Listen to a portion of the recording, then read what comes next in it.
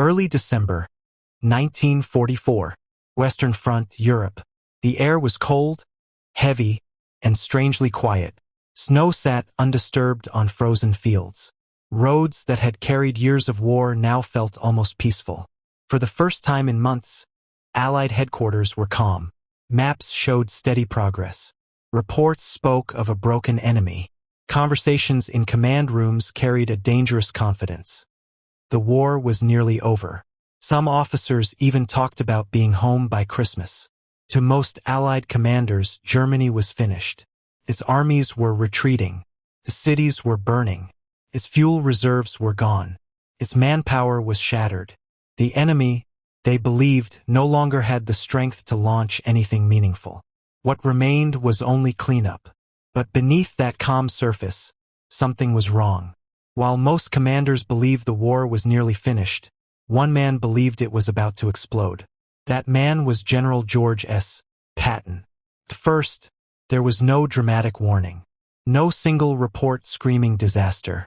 Instead, there were small inconsistencies, quiet gaps, numbers that didn't align, the kind of details that are easy to ignore when victory feels inevitable. German units that should have been visible weren't. Armored formations that had been tracked for months had simply vanished from intelligence summaries. 15 German panzer divisions, entire armored formations, were no longer where they were supposed to be. Official intelligence assessments dismissed the concern. Germany, they said, was incapable of mounting a major offensive. The enemy lacked fuel, lacked air superiority, lacked trained crews, lacked everything required for a large-scale attack. On paper, the conclusion made sense. The numbers supported it. The charts supported it. The assumptions felt safe. And yet, divisions don't just disappear. 15 panzer divisions do not evaporate into thin air. They don't surrender quietly. They don't melt away without consequence. Armored units require tanks, fuel, ammunition, rail transport, repair depots, and thousands of men. Hiding them is difficult. Moving them unnoticed is even harder. And preparing them for an attack requires planning, coordination, and time. Something didn't add up. To most headquarters, this gap was an inconvenience. To Patton, it was a warning. He didn't see missing data as absence. He saw it as intent. Where others saw exhaustion, he saw concealment. Where others saw a defeated enemy, he saw an enemy preparing one last gamble. Patton's reputation didn't help him. He was known as aggressive, impulsive, and outspoken. A general who trusted instinct as much as doctrine. A commander who talked about speed, momentum, and shock while others preferred caution and consensus. To many of his peers, Patton was brilliant but dangerous. A man who saw threats everywhere. A man who, in their eyes, often overreacted. So when Patton grew quiet in briefings, people noticed. He didn't argue immediately. He didn't pound the table. He listened. He studied maps longer than necessary. He asked precise questions about rail movements, supply dumps, radio traffic, and civilian reports. While others focused on what intelligence concluded, Patton focused on what it avoided. His body language betrayed his thinking. Arms crossed, jaw tight, eyes fixed on sections of the map most officers ignored. He wasn't reacting emotionally. He was calculating, measuring possibilities others refused to consider. Patton understood something fundamental about war. Enemies do not behave the way you want them to behave. They behave the way they must. And desperation makes armies dangerous. That danger, Patton believed, was aimed at one place: the Ardennes forest. To Allied planners, the Ardennes was a quiet sector. Dense forests, narrow roads, poor terrain for armored operations. It had been intentionally left thinly defended, covered by exhausted divisions recovering from earlier fighting. The assumption was simple: the Germans would never attack there. It was illogical. It was inefficient. It went against everything military textbooks recommended. That is exactly why Patton feared it. Comfort creates blind spots. When something feels safe long enough, it becomes invisible. The Ardennes wasn't strong because it was fortified. It was strong because no one believed it needed to be. To Patton, that made it the weakest point on the entire Allied line. He imagined the unthinkable. German armor pouring out of frozen forests. Surprise, replacing, préparation. Thin lines collapsing before reinforcements could respond. Allied armies split in two. A political and military disaster unfolding not because of German brilliance, but because of Allied certainty. Patton began warning others. Quietly at first. Then directly. He spoke to fellow commanders. He raised concerns in conferences. He questioned intelligence conclusions that felt too comfortable. The responses were polite, reassuring, dismissive. Germany lacked fuel. Germany lacked men. Germany lacked capability. Every answer returned to the same assumption. The enemy cannot do what you fear. But Patton wasn't asking what Germany could do on paper. He was asking what Germany might attempt in desperation. That distinction mattered. At higher intelligence headquarters, his concerns were brushed aside. Reports emphasized German weakness. Analysts interpreted evidence through the lens of expected collapse. Data was filtered by belief. Anything that contradicted the narrative was minimized. After years of brutal fighting, everyone wanted the war to be over. Belief became bias. Patton saw the difference clearly. Data is not intelligence. Intelligence is interpretation. And interpretation is shaped by what you want to believe. The more Patton warned, the more isolated he became. To some, he sounded alarmist. To others, reckless. Why plan for a threat that official intelligence had already dismissed? Why prepare for a storm when the forecast promised clear skies? Because storms don't ask for permission. By mid-December, the gap between Patton and the rest of the command structure had grown obvious. Most commanders were planning celebrations. Patton was planning contingencies. While others reduced readiness, he quietly pushed his staff to think faster, move quicker, and question assumptions. He could feel it. Not a mystical feeling. Not superstition. The accumulated weight of patterns, history, and human behavior. Every major German offensive before had been preceded by silence, concealment, and denial. This time felt no different. The warnings continued to fall on deaf ears. Consensus hardened. The war would be over by Christmas. Germany was finished. Patton once again was seeing ghosts. But Patton wasn't trying to convince anyone anymore. He had reached a different conclusion. If others refused to prepare, he would. If no one believed the storm was coming, he would stand alone against it. While the rest of the Allied command slept comfortably behind reassuring reports, one commander stayed awake. Only one commander believed the storm was coming, and he began preparing while everyone else slept. Patton did not announce his fears to the world. He prepared in silence. While confidence echoed through Allied headquarters, his staff worked late into the night. Maps were redrawn. Routes were measured down to the mile. Fuel depots were identified. Bridges were studied. Units were quietly told to be ready to move fast. Faster than doctrine allowed. Faster than textbooks recommended. These were not vague ideas. They were detailed contingency plans. If the enemy attacked north, pivot this way. If the enemy broke through here, strike there. If communications failed, move anyway. Every scenario assumed one thing. Speed would decide everything. Patton demanded readiness on timelines others called impossible. 48 hours. Then 24. Then less. Some officers pushed back. Moving entire divisions across winter roads on short notice was madness. Supplies would break down. Traffic would choke.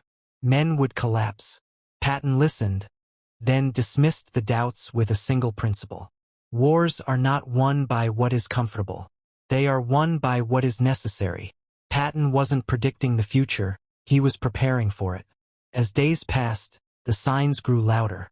German radio traffic faded into near silence. Reconnaissance activity increased along quiet stretches of the front.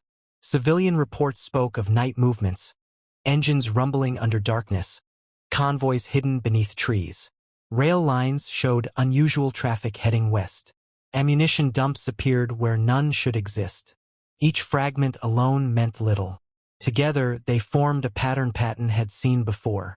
Silence, concealment, concentration. The countdown had begun. Short messages arrived. Then shorter ones. No explanations. No conclusions. Just facts. More movement. More silence. More pressure. Patton didn't need confirmation. He already had it. He gathered his commanders and told them to finalize the plans. Be ready. No excuses. No dilas. When the order comes, we move. Then came December 16, 1944. Before dawn, the Ardennes exploded. Artillery tore through the cold air. Tanks surged out of forests Allied planners believed were impassable. German infantry poured forward through snow and fog. The scale was staggering. This was not a raid. It was not a diversion. It was the largest German offensive since 1940. Allied lines buckled almost immediately. Units were overrun before they could report their positions. Communications collapsed. Headquarters struggled to understand what was happening. Reports flooded in using the same word again and again. Surprise. Commanders demanded clarity that didn't exist. The situation changed by the hour. Maps became outdated before ink dried. Elsewhere, chaos ruled. Patton's headquarters, there was none. When news arrived, he did not shout. He did not panic. He nodded. This was the storm he had prepared for. Orders went out immediately. No debates. No emergency planning sessions. The plans already existed. Routes were assigned. Units moved. Timelines activated. While others tried to understand the disaster, Patton was already acting. Then came the moment that stunned everyone. Patton ordered his entire army to pivot. Not a small adjustment. A 90-degree turn. In winter. Over icy roads. With thousands of vehicles, tanks, and men. What military textbooks called impossible, Patton called necessary. Skepticism turned to urgency overnight. Generals who had dismissed his warnings now demanded timelines. How fast could he attack? How soon could he relieve surrounded units? Patton answered without hesitation. He gave dates. Precise ones. Days, not weeks. Doubt followed immediately. Moving 3 divisions over 100 miles in freezing conditions sounded reckless. Some said it could not be done. Patton responded with a calm confidence that silenced rooms. He had already planned it. He had anticipated the need. He was ready before the question was asked. Preparation beat reaction. The stakes were now undeniable. American units were encircled. Supplies ran low. Casualties mounted. If relief did not arrive quickly, disaster would deepen. Patton committed fully. There was no halfway measure. Failure would not mean embarrassment. It would mean the loss of an army. And so the movement began. Soldiers marched through snow and freezing rain. Truck drivers drove through exhaustion, hands numb on steering wheels. Tank crews worked through the night, engines coughing in the cold. Engineers rebuilt roads over frozen mud. Convoys stretched for miles, headlights dimmed, moving without pause. Patton was everywhere, pushing, demanding, encouraging. He drove men hard, but he drove himself harder. He understood what was at stake. Speed was life. Delay was death. Momentum shifted. What had begun as a desperate gamble turned into a relentless push. German forces, expecting confusion and hesitation, met organized resistance instead. Timelines they relied upon collapsed. Pressure increased. The window they needed began to close. Then, at last, the breakthrough came. Relief forces smashed through enemy lines. Encircled units were reached. The advance continued. What had seemed impossible days earlier was now fact. The German offensive slowed, then stalled. The gamble failed. In the aftermath, the truth became unavoidable. Patton had been right. Not because he had secret information. Not because he had better reports. Everyone had access to the same intelligence. The same photographs. The same numbers. The difference was belief. Others asked what they wanted to believe. Patton asked what the enemy was capable of doing. That single distinction changed everything. Intelligence did not fail because data was missing. It failed because interpretation was comfortable. Patton refused comfort. He trusted evidence over reassurance. That is the difference between intelligence failure and intelligence success. When the smoke cleared, the lesson remained. One commander listened. One commander prepared. One commander acted before consensus allowed it. The German attack that everyone missed was not invisible. It was inconvenient, and only one man had the courage to see it clearly. Everyone had the same information. Only one man listened. This story isn't just about war. It's about decision-making under pressure, about questioning assumptions, about preparing for outcomes others refuse to imagine. Leadership is not agreeing with the room. Leadership is acting when the room is wrong. If this story changed how you think about leadership, intelligence, or preparation, subscribe for more untold moments of history. These are the stories textbooks skip, the moments where a single decision reshaped everything. And tell me in the comments, which commander do you believe truly understood war better than anyone else? I read every single one. Sometimes the greatest victories belong to those who see what others refuse to see.